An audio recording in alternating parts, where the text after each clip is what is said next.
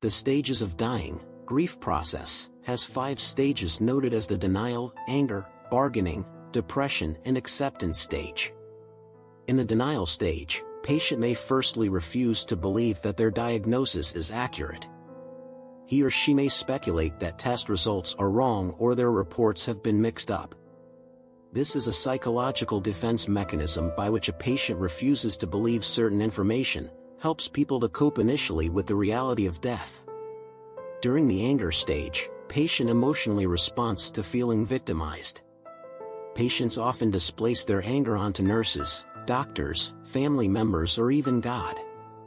He or she may express anger in a less than obvious ways, example, complaining about care or overreacting to even the slightest annoyances.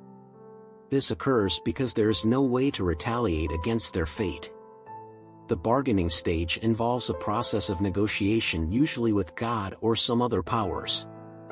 Usually dying patients are willing to accept death but want to extend their lives temporarily until some significant event takes place. This is a psychological mechanism for delaying the inevitable death.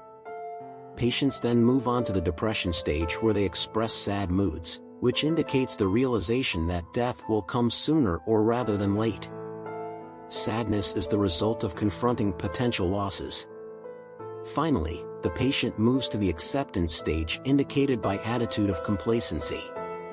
This occurs after patients have dealt with their losses and completed unfinished business. Unfinished business can be completing legal and financial matter to provide the best security for survivors as well as addressing social and spiritual matters such as making peace with God and others and saying goodbye to loved ones. After tying up all loose ends, dying patients feel prepared to die. Some even happily anticipate death, viewing it as a bridge to better dimension.